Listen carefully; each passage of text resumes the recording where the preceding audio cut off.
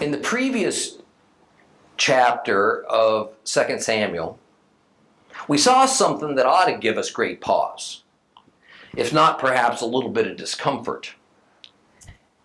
It is that although David was forgiven as an act of grace by Jehovah God of Israel, and although the Lord again showed David favor, neither he nor his family nor his government administration ever fully recovered from the immorality of the David and Bathsheba affair. It had permanently damaged David and the kingdom. And as we follow the progress of David, we are going to see a steadily weakening man, brought low by the burden of all the continuous succession of heartbreaks and calamities that were laid upon him at the very hand of the one who had forgiven him. David well understood that the source of his troubles was his own sin, and also the judgment of God, who has no choice in his perfect holiness but to let David feel the sting of rebuke and of divine justice. Why ought we pay such close attention to this bit of tragic history? It's certainly not so that we can show proper Christian sympathy, understanding towards David's troubles. Rather, it's that we need to wake up. We need to understand that the way the Lord treated David is the pattern after which we're all going to be treated. How many people who have sincerely prayed that sinner's prayer, faithfully gone to church on countless Sundays, happily placed 10% of their income into that silver offering plate, how many of those have dejectedly walked away from God because they experienced his harsh hand upon them in response to their sin? And this is because of a horribly misguided doctrine that's been taught by church leadership, whose goal is to make God seem more attractive in hopes that more of the lost world will walk through their doors. And often, as a result of that doctrine, those who feel God's severity feel betrayed. That this implied promise of immunity from the earthly repercussions of their rebellion, all this turned out to be a false expectation.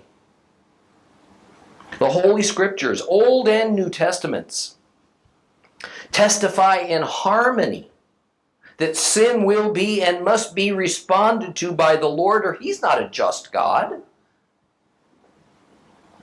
And because Jehovah is a just God, sin will, and it is, responded to on two levels, spiritually and earthly. And so, because all sin is first and worst, a trespass against the Lord, a spiritual payment is due to him. And that spiritual payment has been made for those who trust in the one who made it, Yeshua HaMashiach, Jesus the Christ. But that earthly penalty, that one's also due, depending on the nature of the sin. Sometimes the payment is through the justice system of human governments, which, by the way, God created and ordained, is an authorized means to carry out justice. Other times it is payment directly caused by God, and we're going to see especially that happen in David's life, because as a king, he was beyond the reach of human government. Now, if it makes you feel a little bit better to define God's actions against you for your sinning as discipline, go ahead and be my guest.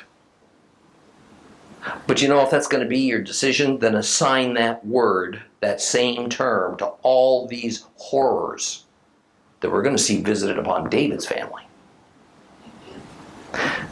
Because what is befalling David is of the same nature, the same intent as what befalls us when we consciously choose to defy our God and his commandments, and then we trespass upon his holy nature. 2 Samuel chapter 13 follows the chapter wherein Jehovah pronounced his judgment upon David that the sword was never going to leave his household.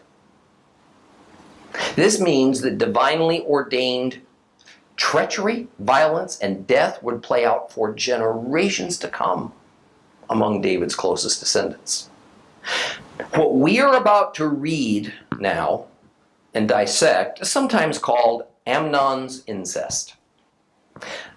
The perverted behavior and the immorality depicted in this chapter has been somewhat watered down, especially in the English translations of the original Hebrew manuscripts. And as we get into it, it's going to become obvious as to why that happened.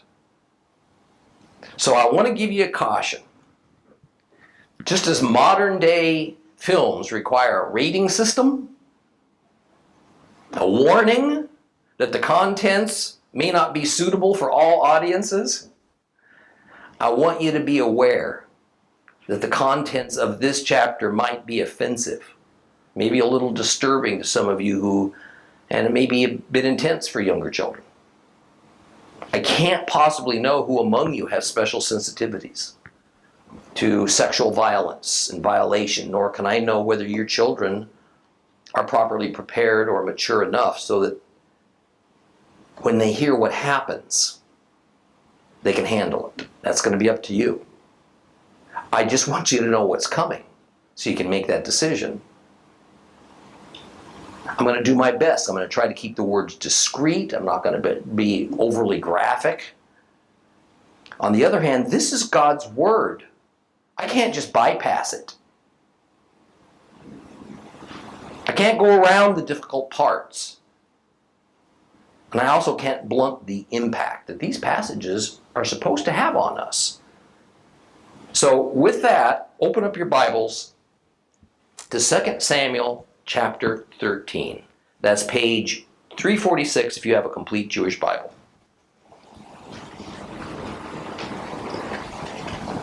2 Samuel chapter 13.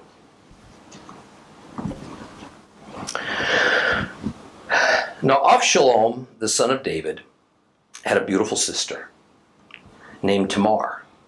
Sometime after the previous events, Amnon, the son of David, fell in love with her. Amnon became so obsessed with his sister Tamar that he became ill. For she was a virgin, and Amnon thought it would be impossible to approach her. But Amnon had a friend named Yonadav, the son of Shema, David's brother. And Yonadav was a very shrewd fellow. He asked him, "Why, son of the king, are you growing thinner every day? Won't you tell me?" And Amnon answered him, "I'm in love with Tamar, my brother Avshalom's sister." And Yonadav said to him, "Lie down on your bed, pretend you're sick. And when your father comes to see you, say to him, 'Oh, please, let my sister Tamar come and give me food to eat, and have her prepare the food where I can watch. I'll eat what she serves me.'" So Amnon lay down and pretended that he was sick. And when the king came to see him, Amnon said to the king, "Oh, please, let my sister Tamar come and make me a couple of cakes here where I can watch, and I'll eat what she serves me."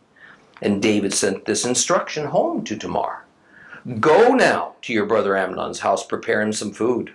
So Tamar went to her brother Amnon's house, and he was lying down, and she took dough, and she kneaded it, and made cakes while he watched, and baked the cakes. And then she took the pan and turned them out in front of him, but he refused to eat.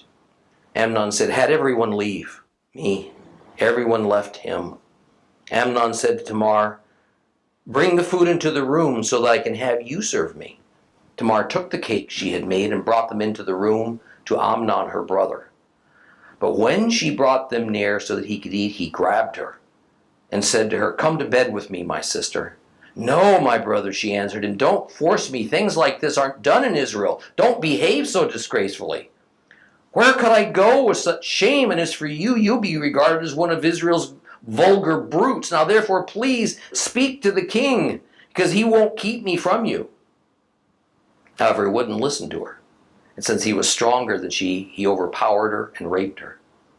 But then he was filled with utter revulsion for her. His hatred of her was even greater than the love he had for her before. And Amnon said to her, "Get up, get out of here." "No," she objected, "because throwing me out like this is an even worse thing than what you've already done to me."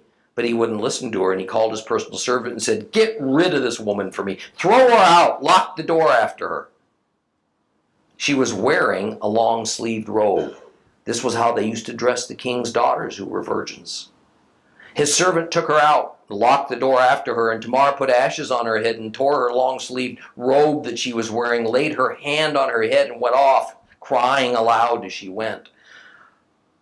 Avshalom, her brother, said to her, "Has Amnon, your brother, been with you?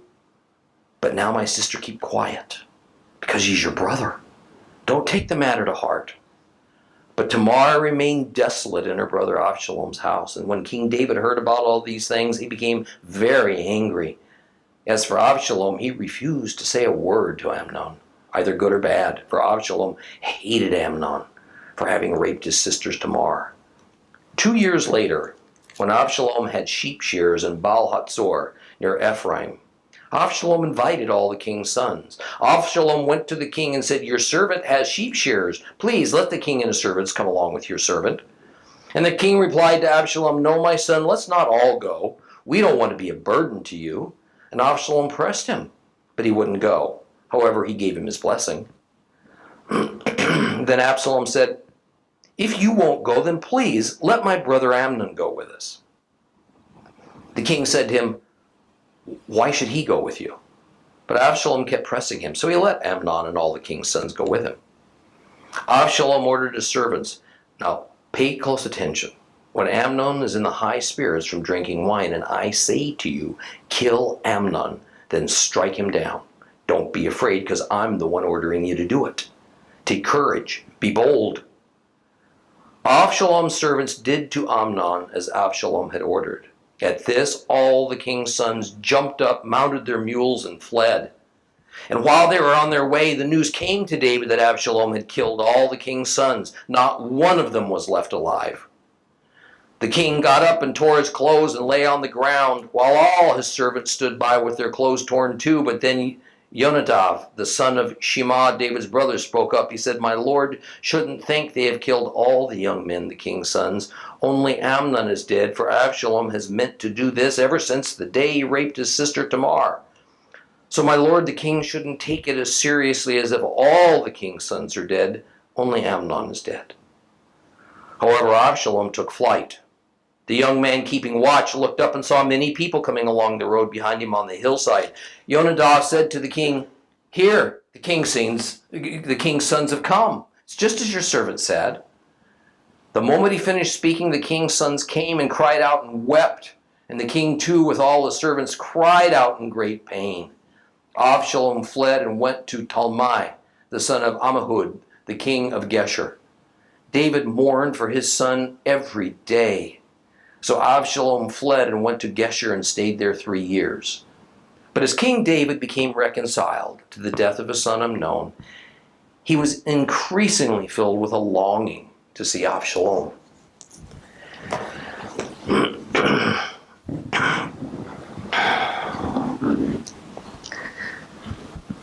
The setting is that we're somewhere around the 20th year of David's reign.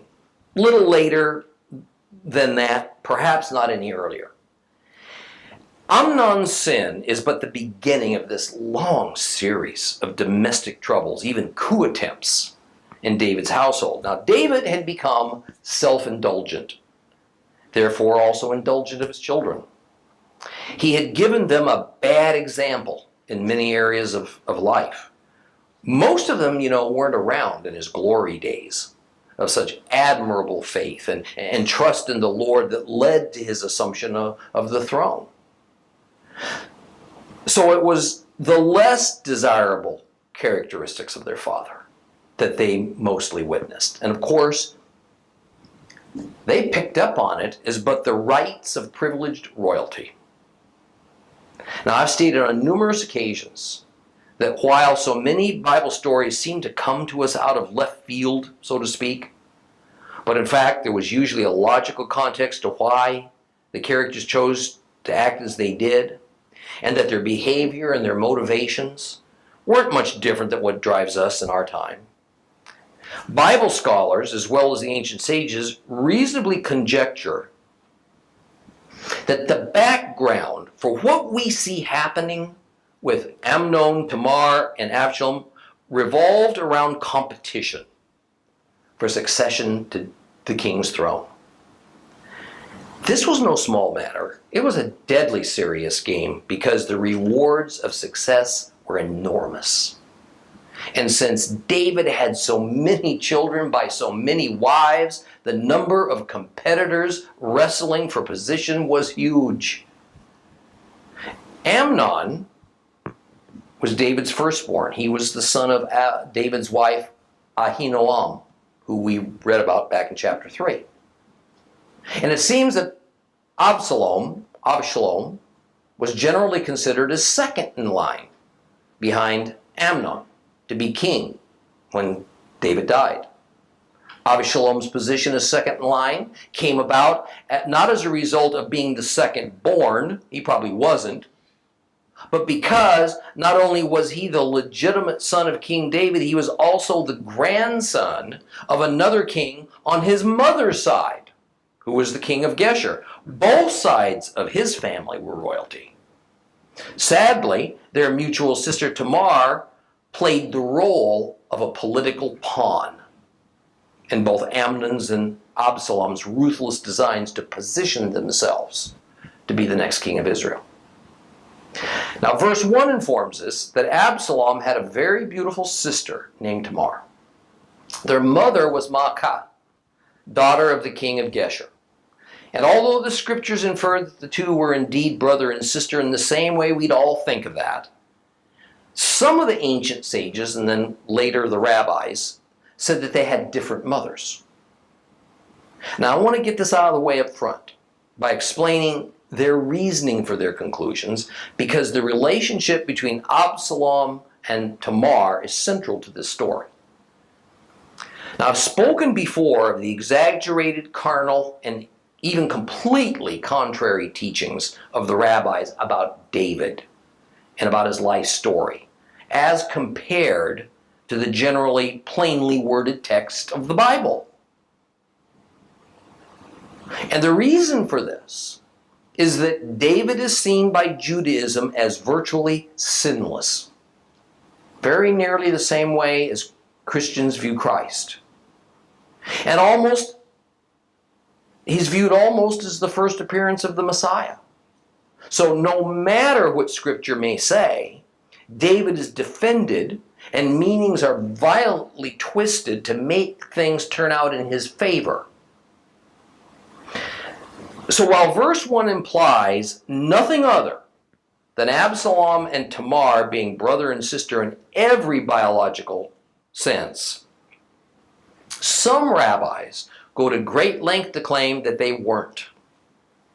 Rather, they say that although they, along with Amnon, had a common father, David, 3 separate mothers were involved. So each was a step-sibling to the other.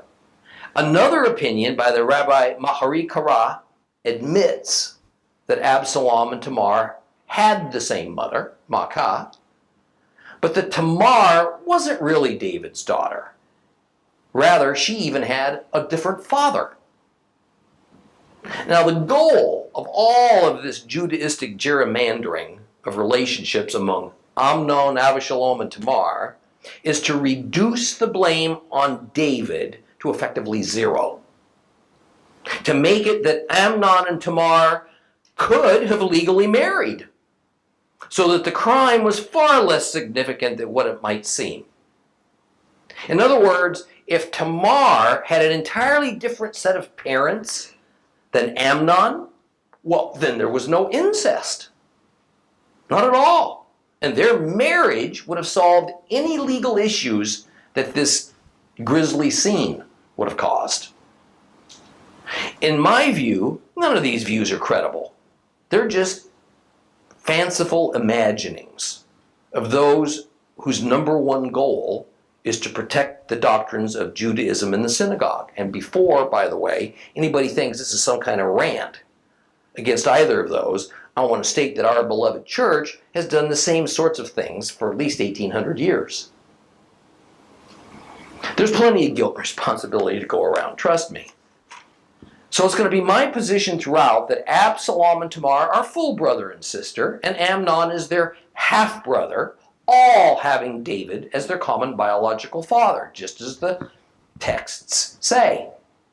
Well, with the relationship established, let's move on. Now, even though the end of verse 1 states that Amnon fell in love with Tamar, verse 2 immediately defines the type of love this amounted to. It was sexual obsession. Amnon was just struck with an erotic lust for Tamar.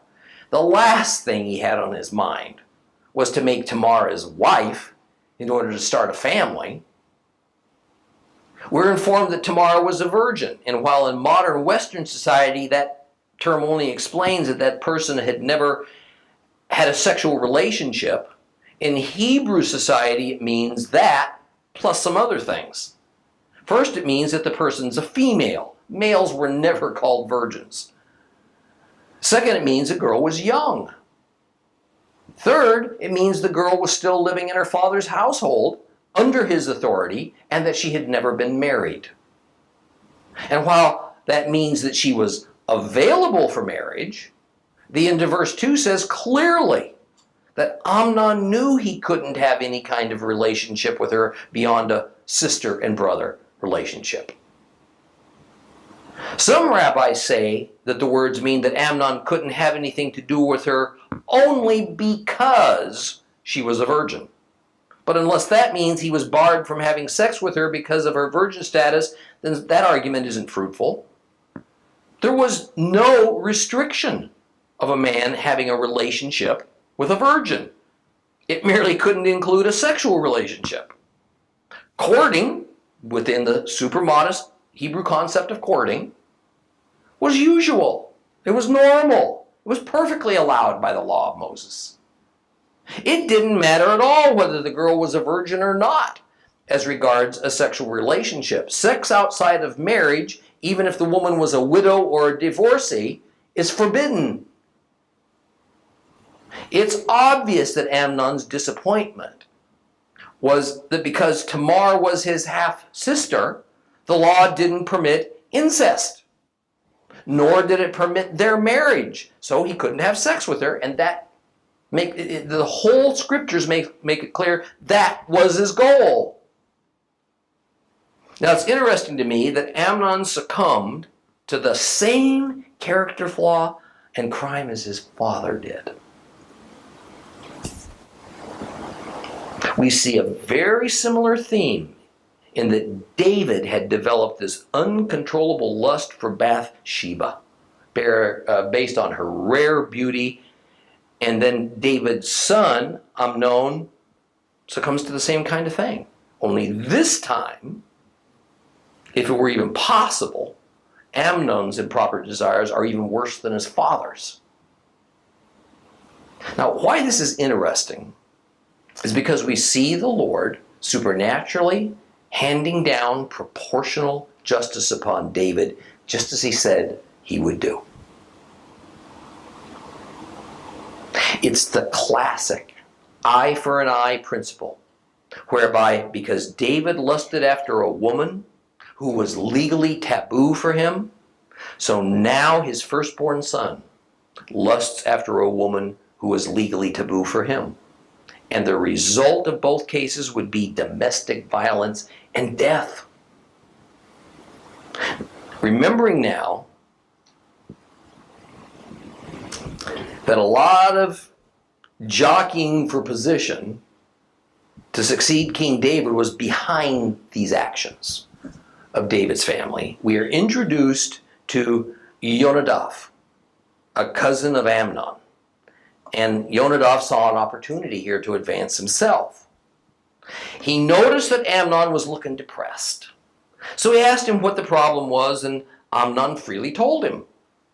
And the wily Yonadav devised a plan to lure Tamar into Amnon's chambers.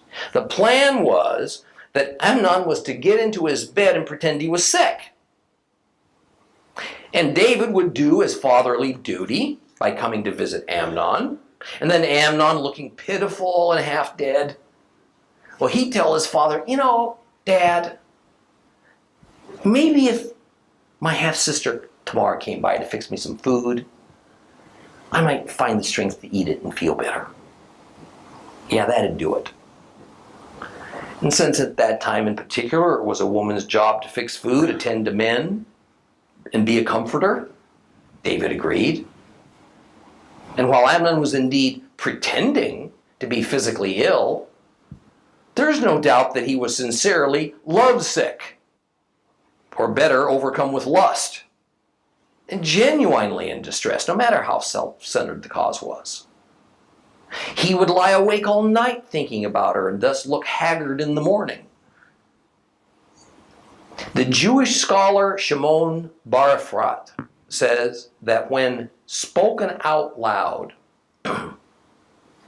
Amnon's deepest emotions are revealed in the words he chose to use, to beg his father for his sister to come to him, because the words are arranged in such a way as to sound like this series of deep, heavy, forlorn sighs. I'll do my best with this. In English, it says, in 2 Samuel 13:5, please let my sister Tamar come and give me food to eat and have her prepare the food where I can watch. I'll eat what she serves me. But in Hebrew, it sounds like this. Et Tamar ahot avi ai ani ohev. I mean, it's just very dramatic, very melancholy. Oh, I'm dying over here. Now, certainly the words were arranged and spoken in a dramatic way so as to bring David nearly to tears in sympathy for this greatly depressed son. I mean, what father could deny his son something as simple as having his own sister come and prepare him some food to eat, maybe lift his spirits? So David sends word to Tamar that she's to go to her ill brother and prepare him some food. And in verse 8, she complied. Tamar lived in a separate area of the city of David, away from her half-brother Amnon. And since David had a sizable harem, he would have had several virgin daughters of marriageable age. It's believed from some later verses and some other scriptural evidence that the virgin girls of the royal court lived more or less together in a kind of convent, a highly protected place. They lived separately from the men so that nothing immodest or worse could happen. In fact, as we'll see shortly, the virgins even wore a special uniform that both publicly testified to their virgin status and was especially lovely, but also very modest in its design. Now, we're told that indeed she prepared the cakes. She baked them in Amnon's sight according to his request. And the cakes were a dumpling-like food. But in this context, there was a subtle double meaning buried in the Hebrew words that are chosen, which a Hebrew from that era would have immediately understood. It is that the first use of the phrase make cakes was levav. The second use, just a few words later, was leveva. The root word these are taken from is lev, which means heart. Thus, the name for this particular kind of cake that she baked was a heart cake, or heart dumplings. It's not that they were heart-shaped. They weren't valentines.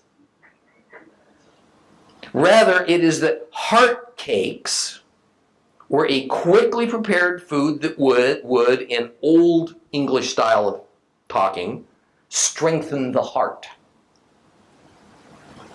In other words, they tasted good. They provided a quick boost of energy. Today we would call them comfort food. A food that brightens our mental outlook more than just filling up our bellies. But of course, we now see the double meaning. That the girl who was the cause of Amnon's heartache was fixing him with heart cakes. Now, before we move forward, also notice how it was that King David that it was King David who actually facilitated his virgin daughter Tamar going to Amnon. And this would lead directly to her being raped. And of course, this isn't what David intended, but it is an irony that no doubt it was all part of the Lord's punishment upon David, such that even attempting to show concern for his son ended up devastating his family. And once again we see divine lex talionis, eye for an eye, playing out. David had cruelly used an unwitting messenger to go and fetch an unsuspecting Bathsheba to his palace so that he might have immoral and probably not completely unopposed sex with her. Now David himself is made the unwitting messenger that is used by Amnon to fetch the unsuspecting Tamar to the very man who would force himself on her, have immoral sex with her, and end her virginity. When Tamar had finished cooking the heart cakes and tried to serve them to her half-brother, he still refused to eat. In that kind of whimsical, authoritative way that only princes and princesses have at their disposal, he waves his hand and orders all of the servants, his and hers, that they were to immediately leave, vacate. He tells Tamar to bring those cakes into his bedchamber. Now imagine by now, Tamar was starting to get a feeling that things weren't quite right here. And she begins to serve him. When the supposedly ill and frail Amnon makes his move, he reaches out, he grabs her, he tells her of his desire to have sex with her, and Tamar attempts to escape by pointing out the inherent wickedness of Amnon's desire. No, my brother, she says, don't force me. Things like this aren't done in Israel. Don't behave so disgracefully. But Tamar, unequivocally uttering no to Amnon's advances, with all that, all of the sin of what was occurring now fell upon Amnon. Amnon was about to become a rapist. But inevitably, it was the woman, Tamar, the victim, who was going to suffer the most in all this. In verse 13, Tamar tries to bring Amnon to his senses by telling him that they were going to both suffer the worst shame from this if he continued. She because of the loss of her virginity, he because of the crime of rape and incest. Now some have completely misinterpreted the final words of verse 13. Speak to the king because he won't keep me from you. As meaning that David would find a way to allow Amnon and Tamar to be married so that they could avoid committing an immoral act. That's not the intent of that verse. As I mentioned earlier, the virgin girls were generally kept separated from the male population. But she was claiming that if Amnon insisted that he had such a deep affection for her as a sister, their father David wouldn't intentionally keep them from at least visiting one another maybe a little more often. By no means was either sex or marriage part of her meaning. Even the sages say that without doubt Tamar was trying every tactic she could think of to talk her way out of this dangerous situation. It was to no avail. I mean, Amnon, well, he thought about this for a long time. He had played this out in his mind over and over again, and he was not going to be denied. I have no doubt that in some twisted way, he thought of this as romantic. I also have no doubt that he thought she'd comply and even hoped that she would be as anxious for this as he was. But in reality, none of that mattered. He was bigger, he was stronger, and so he forced himself. Let me say something. Before I go any farther, it needs to be spoken even among believers. Ladies, young women, girls especially, I want to tell you something about men that you might not understand. Something's not very flattering about us. But it's been this way for all ages. I don't think it's going to ever change until heaven and earth passes away. When something of this nature is approaching, what we're witnessing here between Amnon and Tamar, the only hope is for the woman to attempt to gain some measure of control over the situation. It's the only hope. Because it's unlikely the man's ever going to come to his senses. The best solution is, of course, ladies, for you to do all you can to keep yourself out of these kind of circumstances. But of course, in this case, Tamar didn't have any choice. Men, we love to talk about women's raging hormones. But let me tell you something, our hormones rage at least as strongly. And ours are the more problematic. Yours can be very frustrating to us. Ours can be downright criminal. Because we have a real easy way of just shoving right and wrong right off to the side. And the younger we are, the worse it is. Once Amnon had all these circumstances in his favor, it was like a lion herding an exhausted and frantic gazelle into a box canyon. The lion hadn't gone through all this trouble just to let the gazelle go now. By no means do I want to make light of what was happening, but ladies, at the moments of these intense sexual encounters, it's you who are the only ones who have any semblance of a working brain function.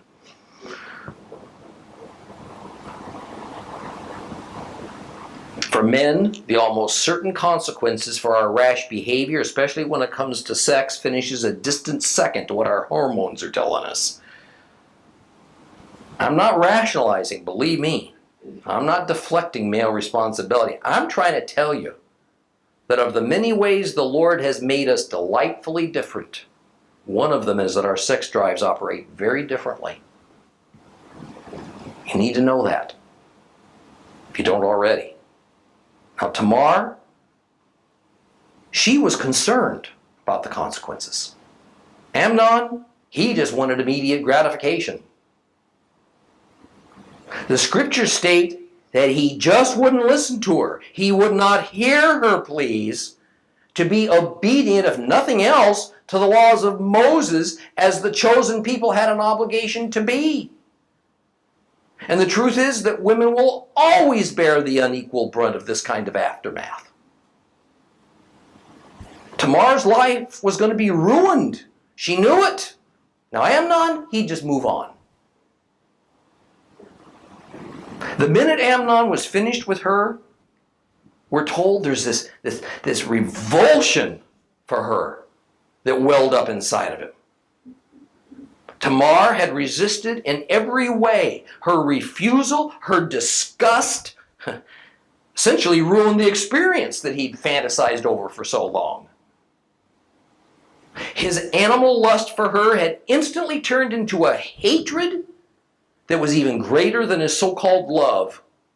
Only now that his hormones are satisfied, does Amnon begin to contemplate all the earthly consequences of his fiendish foolishness. What this means for Tamar, that's nowhere in his thoughts. He blames her. Now things go from bad to worse. Amnon orders his victim to get off of his bed and leave. He didn't want the object of his unrequited passion to be in his sight any longer. She's horrified. Being sent away as though she was a street prostitute would be an even greater shame. What she had in mind by wanting to not yet leave is kind of hard to say. Possibly it was maybe a little more time to digest this calamity, to think about what to do next, maybe to kind of get her emotions, maybe even just her physical appearance back into some kind of order. Some rabbis say it was that she wanted to wait until nighttime, till the sun went down, so that she could maybe sneak away, not so noticed. Other rabbis say that despite the law against it, she wanted him to marry her now. And when we see what was going on in David's day, with a little mention of a functioning priesthood and the falling back to the common Middle Eastern customs and traditions in place of following the laws of Moses, it could well be that the marriage regulations about marriage and incest weren't being very, very vigorously enforced. And we're given an earlier example of this in the David and Bathsheba matter, but Amnon wasn't going to have any of it. He ordered his servants to throw Tamar out, even to lock the door behind her. Interestingly, sadly, verse 17 doesn't have Amnon saying, throw this woman out. Instead, he completely dehumanizes her. The Hebrew word for woman is isha. Amnon refers to her as etzot, this one. Throw this one out. He treats her like she was a stalker, a hanger-on, who's got to be kept away from him now. Now, whether or not the laws concerning sex and marriage were even being followed in David's day is up for debate, but let's just see what Deuteronomy has to say about this. Turn to Deuteronomy chapter 22. We're going to read from 13 to 29. If you have a complete Jewish Bible, it's page 221.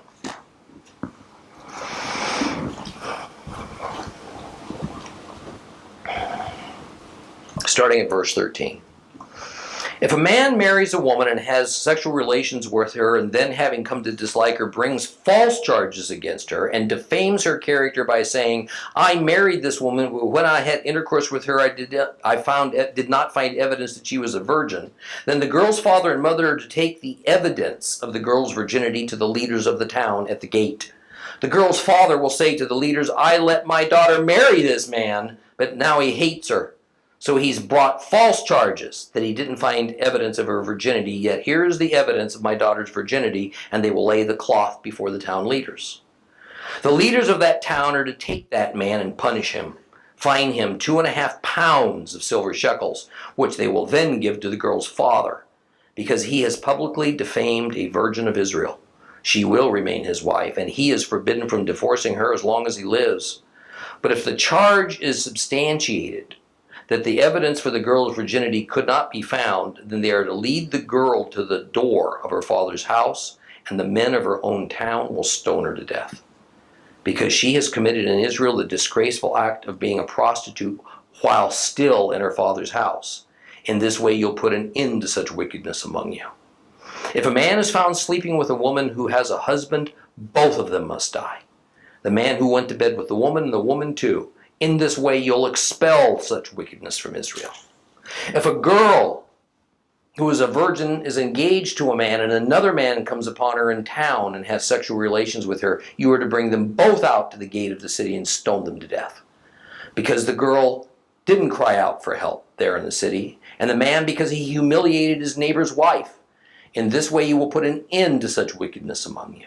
But if a man comes upon the engaged girl out in the countryside, and the man grabs her and has sexual relations with her, then only the man with her who had intercourse with her is to die. You will do nothing to the girl, because she's done nothing deserving of death. The situation is like the case of the man who attacks his neighbor and kills him. For he found her in the countryside, and the engaged girl cried out, but there was no one to save her. If a man comes upon a girl who's a virgin but who is not engaged and he grabs her and has sexual relations with her and they're caught in the act, then the man who had intercourse with her must give to the girl's father 1.25 pounds of silver shekels, and she will become his wife because he humiliated her. He may not divorce her as long as he lives. Notice that in reality, the penalty for a man in this situation is primarily financial. For the woman, the loss of her virginity is a lifelong calamity. In fact, under certain circumstances, it can lead to her execution. No man wanted to marry a girl who wasn't a virgin unless she was a widow, perhaps, or a divorcee. Now, literally, a typical Jewish girl's financial worth to her family became almost zero if she were unmarried but not a virgin.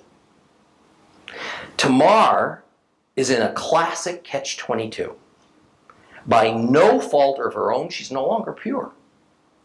The incest laws of Leviticus 18, verses 6 through 12 says that under no circumstances can she marry her half-brother. And that was the situation.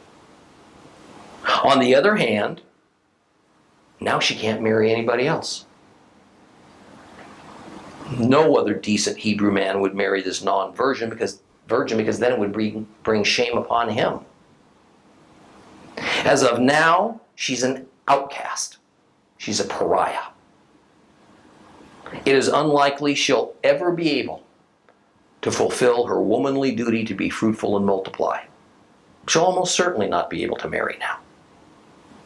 She will always be seen as one who was involved in incest, and wherever she goes, there will be those hushed tones, those disapproving looks following her around. I want to finish this up with verses 18 and 19. Here is described this long-sleeved virgin's robe that Tamar was wearing. And after she was thrown out the door, her clothes disheveled and torn, she couldn't hide her state. She threw ashes over herself as this unmistakable sign among Hebrews of mourning, of grief. And here's where our understanding of patterns helps us out.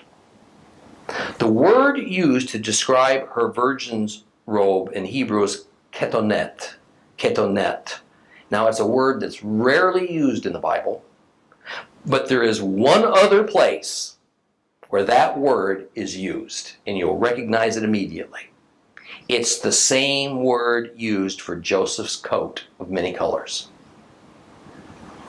There is no doubt that the choice of this word, ketonet, is intended by the author to draw a graphic parallel between the final state of Joseph's tunic and that of Tamar's. You remember the significance of Joseph's tunic? After his brothers sold him to those Arab slave traders, they needed a believable story to explain his disappearance to their father, Jacob. So they rubbed goat blood all over the coat, handed it to Jacob, and they told him Joseph had been killed by a wild animal.